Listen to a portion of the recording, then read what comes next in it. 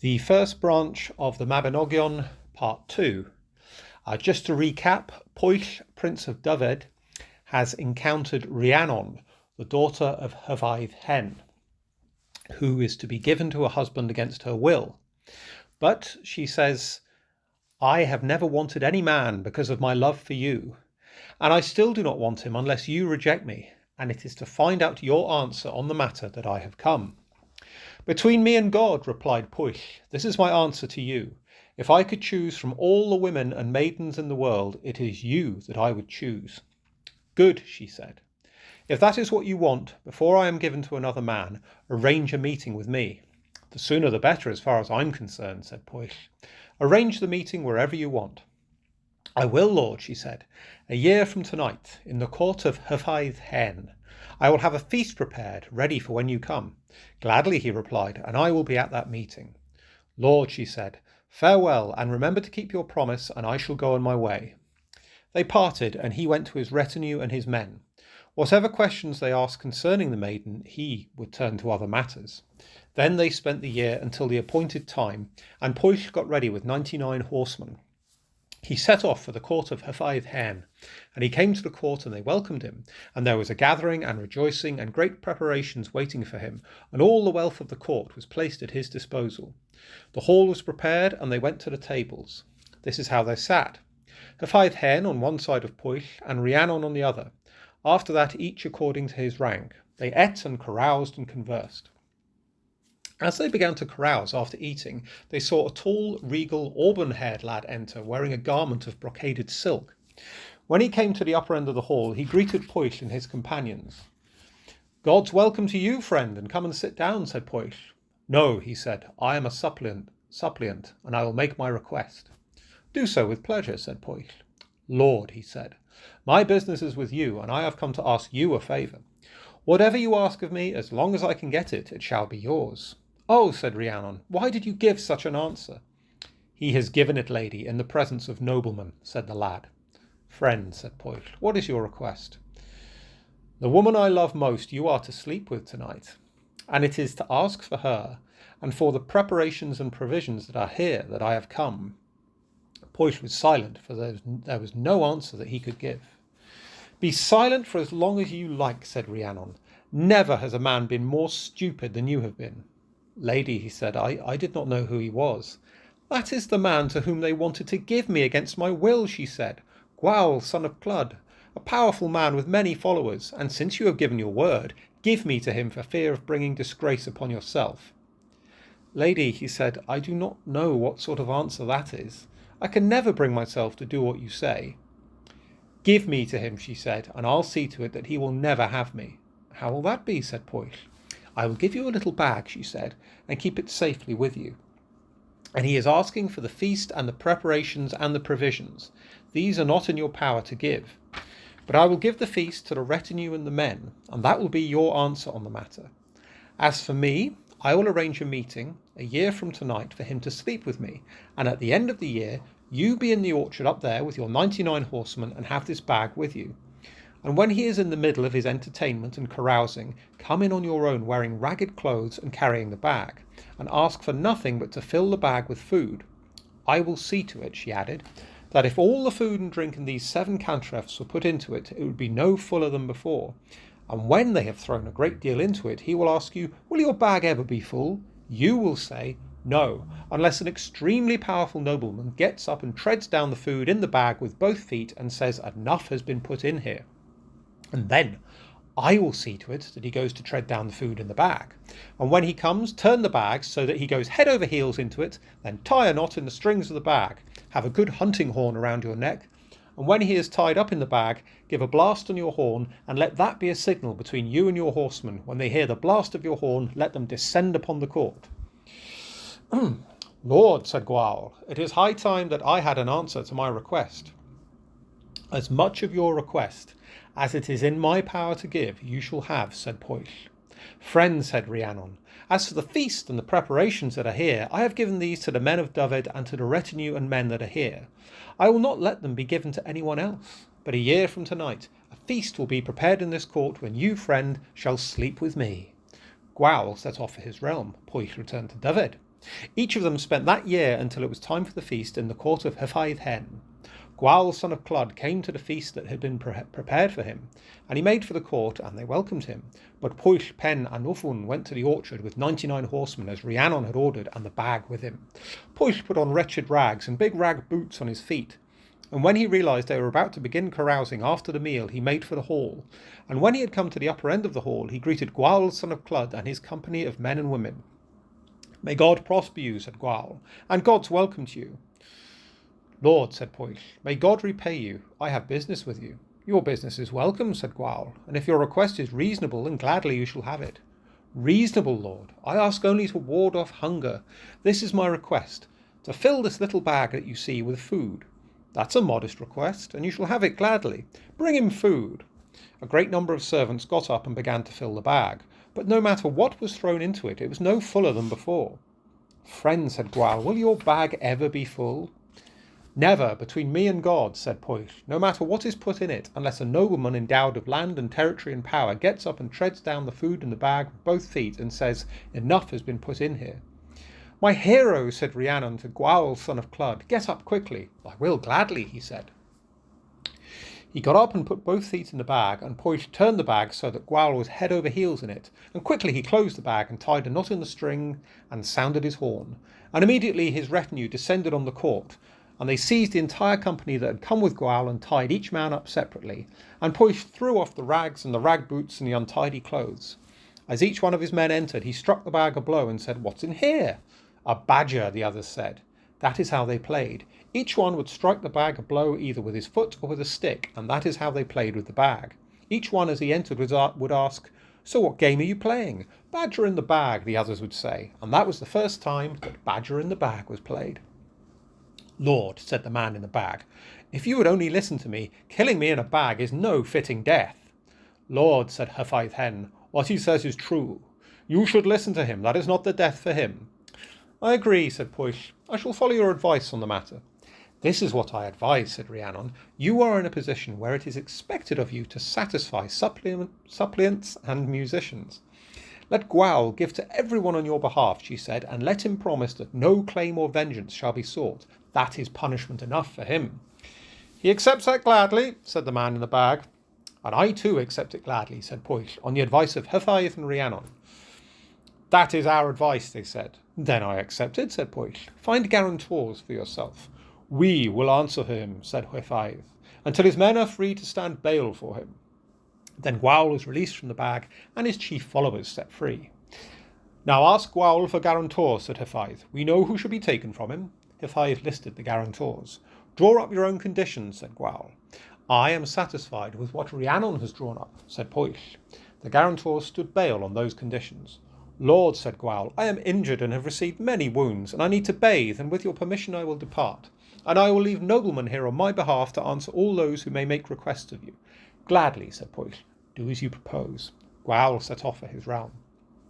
Then the hall was prepared for Pwyll and his company, and for the men of the court as well. They went to sit down at the tables, and just as they had sat the year before, each one sat that night. They ate and caroused, and time came to go to sleep. Pwyll and Rhiannon went to the chamber and spent that night in pleasure and contentment. Early the next day, "Lord," said Rhiannon, "get up and begin satisfying the musicians, and do not refuse anyone who requests a gift today." "I will do that gladly," said Pwyll, "today and every day while this feast lasts." Pwyll got up and called for silence, asking all the suppliants and musicians to present themselves, and telling them that each one would be satisfied according to his wish and whim, and that was done. They consumed the feast, and no one was refused while it lasted. When the feast came to an end, "Lord," said Pwyll to Dyfed, "with your permission I will set out for Dyfed tomorrow." "Well and good," said Dyfed. "May God ease your path. Arrange a time and date for Rhiannon to follow you." "Between me and God," said Pwyll, "we will leave here together." "And is that your wish, Lord?" said Dyfed. "It is," said Pwyll, "between me and God." So the next day they travelled to Dyfed and made for the court at Arbroath, where a feast had been prepared for them. The best men and women in the land and the realm assembled before them. Neither a man nor woman among them left Rhiannon without being given a notable gift, either a brooch or a ring or a precious stone. They ruled the land successfully that year and the next. But in the 3rd year, the noblemen of the land began to worry at seeing a man whom they loved as much as their lord and foster brother without an heir, and they summoned him to them. The place where they met was Pryderi and Dyfed. Lord, they said, we know that you are not as old as some of the men of this land, but we are afraid that you will not get an heir from the wife that you have. And because of that, take another wife from whom you may have an heir. You will not live forever, they said, and although you may want to stay as you are, we will not allow it. Well, said Pwyll, we have not been together for long yet, and much may happen. Delay the matter until the end of the year. A year from now we will arrange to meet, and I will abide by your decision. So the meeting was arranged. Before the whole period had elapsed, a son was born to him, and he was born in Arbeth. On the night of his birth, women were brought to keep watch over the boy and his mother, but the women fell asleep, and so too did the boy's mother, Rhiannon. 6 women had been brought to the chamber. They kept watch for part of the night. However, before midnight, each one fell asleep and woke up towards cockcrow. When they woke up, they looked to where they had put the boy, but there was no sign of him there. Oh, said one of the women, the boy has disappeared. Truly, said another, burning us alive or putting us to death would be too small a punishment for this. Is there anything in the world we can do, said another. Yes, there is, said yet another. I have a good plan. What's that? They said. There is a staghound bitch here, she said, and she has pups. Let us kill some of the pups, and smear Rhiannon's face and hands with the blood, and throw the bones beside her, and swear that she himself has destroyed her son, and that the word of the 6 of us will prove stronger than hers. They agreed on this plan. Towards daybreak, Rhiannon woke up and said, My women, where is the boy? Lady, they said, do not ask us for him. We are nothing but bruises and blows from struggling with you, and we are certain that we have never seen a woman fight like you did, and it was useless for us to struggle with you. You yourself have destroyed your son, and do not ask us for him. You poor creatures, said Rhiannon. For the sake of the Lord God who knows everything, do not tell lies about me. God, who knows everything, knows that to be a lie. And if you are afraid, by my confession to God, I will protect you. God knows, they said, we will not let ourselves come to any harm for anyone in the world. You poor, poor creatures, she replied, you shall come to no harm if you only tell the truth. Whatever she said, out of fairness or pity, she received only the same answer from these women. And then Pwyll pen Annwfn got up, and his company and retinue, and the incident could not be concealed. The news spread throughout the land, and all the noblemen heard it, and they gathered together to make representations to Pwyll, to have him divorce his wife for having committed such a terrible outrage. But Pwyll gave this answer: They have no reason to ask me to divorce my wife unless she has no children. I know she has a child, and I will not divorce her. If she has done wrong, let her be punished for it. Rhiannon summoned wise and learned men, and when she thought it better to accept her punishment than argue with the women, she accepted her punishment. This is what it was: to stay at that court in Arbeth for 7 years, and there was a mounting block outside the gate, so to sit by that every day and tell the whole story to anyone whom she thought might not know it, and offer to carry guests and strangers on her back to the court if they permitted it. But rarely would anyone allow himself to be carried, and so she spent that part of the year. Now, at that time, Ternon Turfliant was lord over Gwentis Coed, and he was the best man in the world. In his house he had a mare, and throughout his kingdom no stallion or mare was more handsome, and every May Eve she would give birth, but no one knew at all what became of her foal. One evening Ternon spoke with his wife.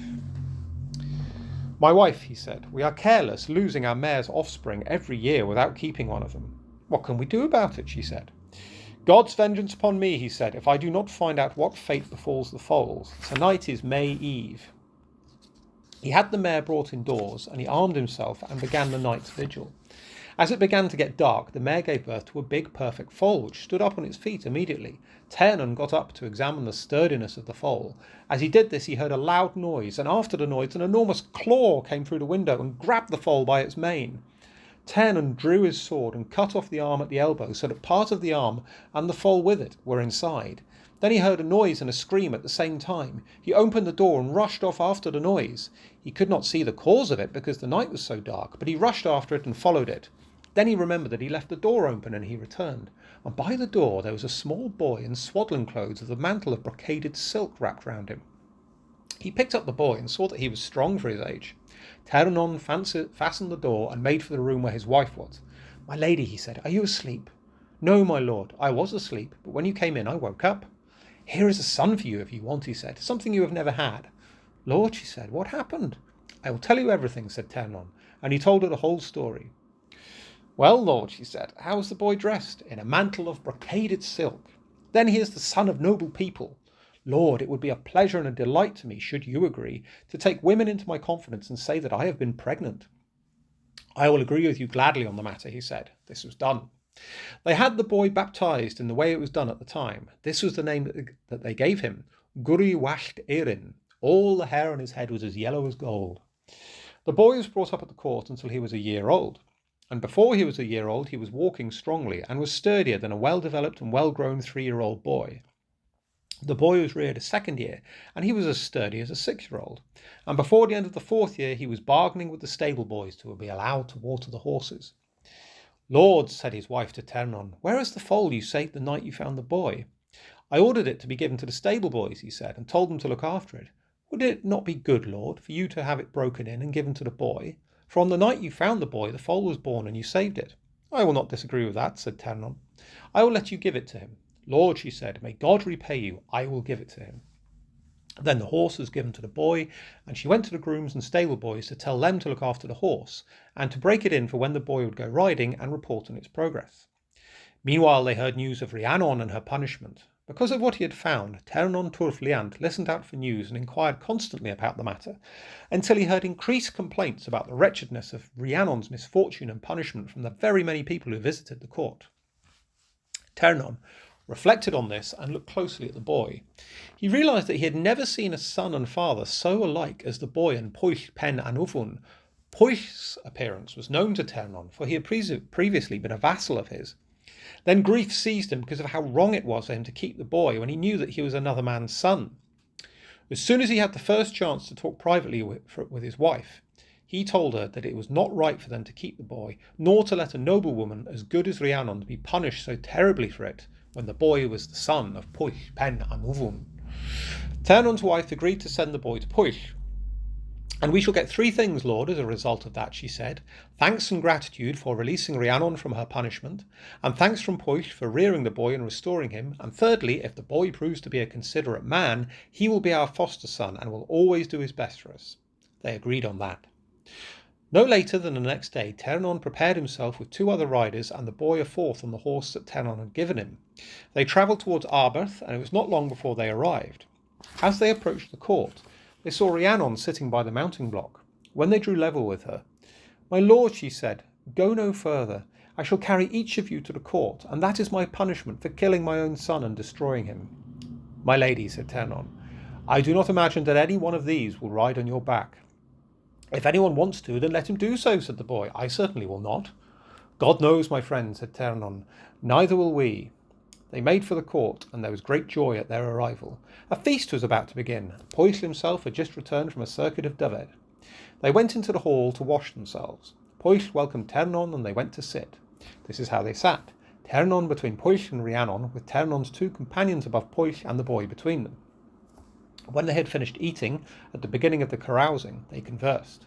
Ternon told the whole story about the mare and the boy, and how he and his wife had taken the boy into their charge, and how they had brought him up. "And this is your son, my lady," said Ternon, "and whoever told lies against you did you wrong. And when I heard of your affliction, I was saddened and distressed. And I imagine there is no one in this entire company who does not recognise that the boy is Pwyll's son." "No one doubts it," said everyone. "Between me and God," said Rhiannon, "what a relief from my anxiety if that is true." "My lady," said Pendaran Dyfed, "you have named your son well. Pryderi, son of Pwyll pen Annwfn, suits him best." "Make sure that his own name does not suit him better," said Rhiannon. "What is his name?" said Pendaran Dyfed. "Oh, we called him Guri Washt Erin." "Pryderi shall be his name," said Pendaran Dyfed. "That is most appropriate," said Pwyll, "to take the boy's name from the word his mother uttered when she received joyous news about him." And they agreed on that. "Ternon," said Pwyll, "God repay you for raising this boy until now. It is proper for him, if he proves to be a considerate man, to compensate you for it." "Lord," said Ternon, "as for the woman who raised him, there is no one in the world who is grieving after him more than her. It is right for him to remember what we did for him, for my sake and hers." "Between me and God," said Pwyll, "as long as I live I will maintain both of you and your realm, as long as I am able to maintain my own. If he lives to maturity, it is more appropriate for him to maintain you than me, and with your agreement to that of these noble men, since you have raised him until now, we will give him to Pendaran Dyfed to foster from now on. But you shall all be his companions and his foster fathers. That is sound advice, said everyone. And then the boy was given to Pendaran Dyfed, and the noblemen of the land allied themselves to him. Tenon Twrch-Liant and his companions set off for his land and his realm, full of love and joy.